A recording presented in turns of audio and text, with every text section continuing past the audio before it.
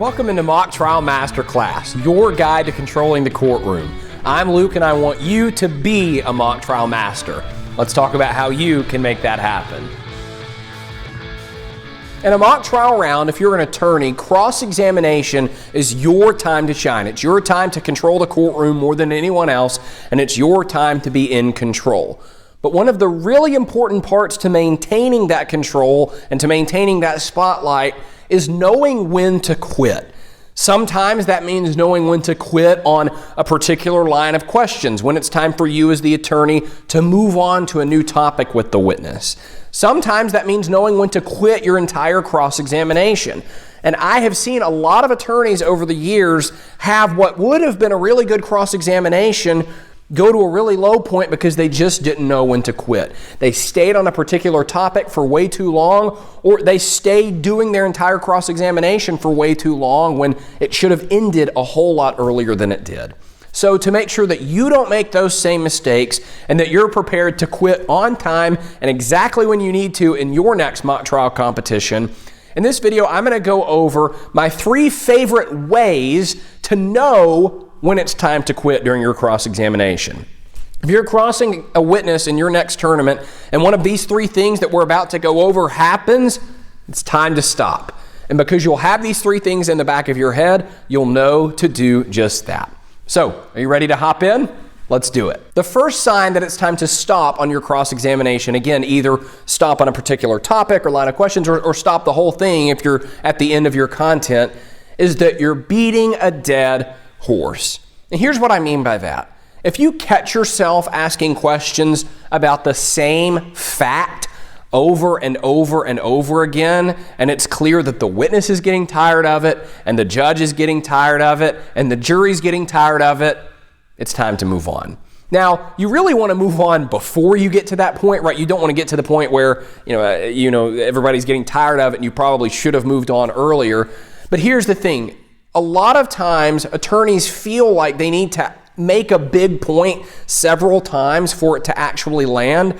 But what's really happening when you keep asking the same type of question over and over again is you're actually losing some of the power of that point. Because again, people are going to get tired of hearing about it. The witness is going to be disengaged. The judge is going to be disengaged. And worst of all, in mock trial, the jury's going to be disengaged. And since they're the ones scoring you, that's not something you want to happen.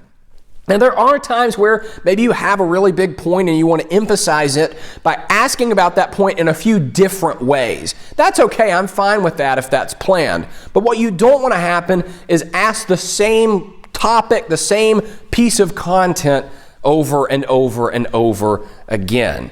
You're looking at a witness who's talking about the fact that they slaughtered an animal, maybe, I don't know. And so you're saying, you slaughtered that animal. Yes, I did. And you did it with a knife. And while it was happening, that animal was crying out for help, right? And you just kind of start going. And maybe the first 2 or even 3 could possibly be okay. But the further you go down that rabbit hole, everyone gets the point already. They're ready for you to move on.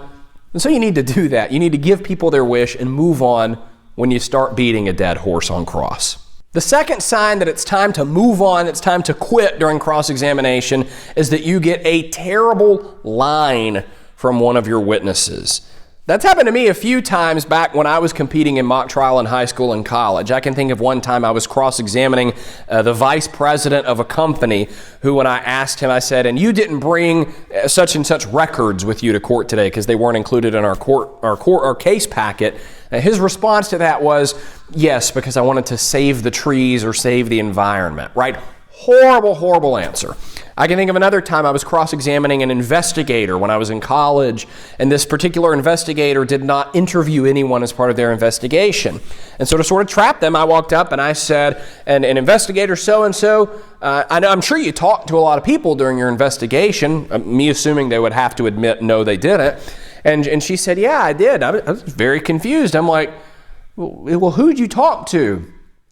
She said, well, I talked to people and asked them questions in my head. I asked myself questions in my head. It's like, oh my gosh, what a terrible line. Chances are, if you do mock trial long enough, you're going to run into moments like that too. And believe me, it doesn't really have anything to do with your skill, right? The best of attorneys have had moments like that, and the worst of attorneys have had moments like that. Witnesses slip up sometimes, and they give you really, really bad information. And when you get a line that is that bad, that is not even coming from the witness statement, that's just some mistake that the person on the witness stand has made, the best way to capitalize on that is to move on. Maybe you emphasize it once with an extra question, but you got to move on after that. And work with me here. Which of these two scenarios do you think is more powerful?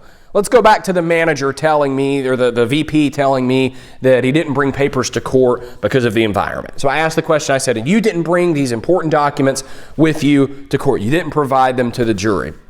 And his response is, that's correct. I wanted to save the environment and save the trees by not using as much paper. Now, if my follow-up to that was, okay, and if you had brought these documents, we would have been able to see. Versus if I had said, hold up, you're telling us that you didn't bring these documents to court to save paper? You're taking, I assume you're taking this case seriously, right? And I just want to get you're not bringing them today because you wanted to save paper. Okay, well, let's move on to the next topic.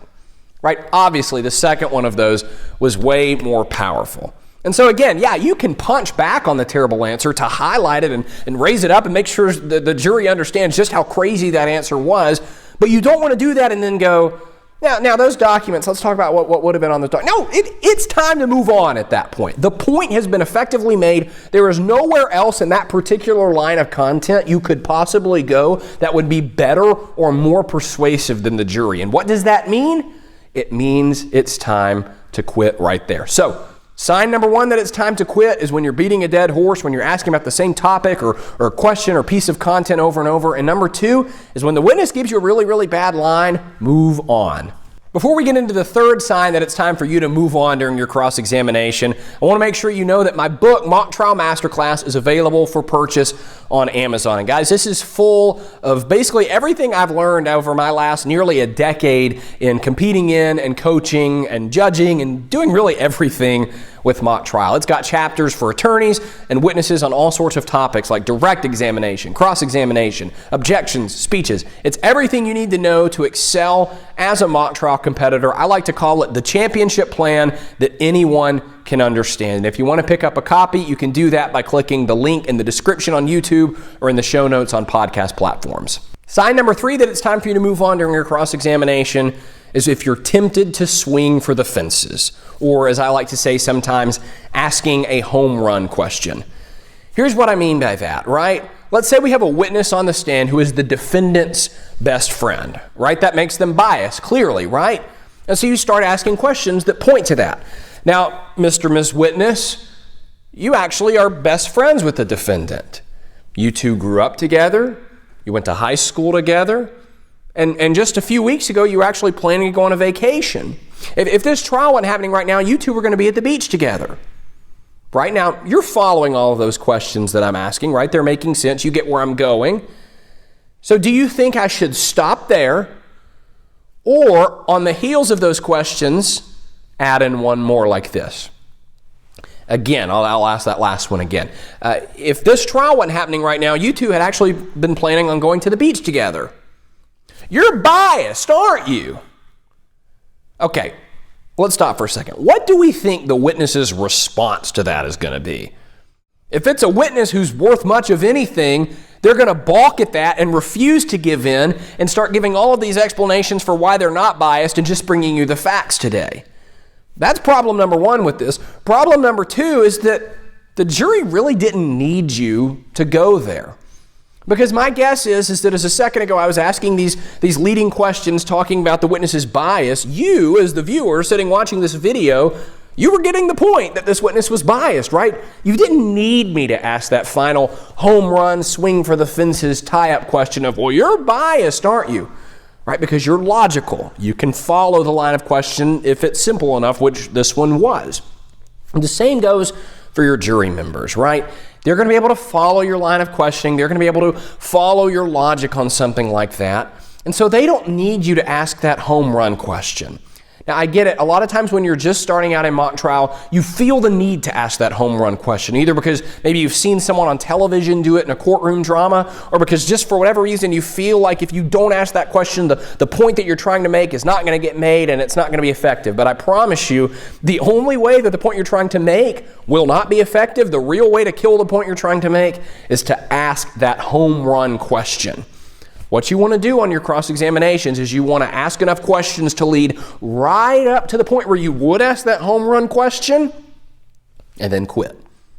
Either move on to your next line of questions, to your next topic, or if you're out of content and it's time for the cross itself to be done, end the cross itself.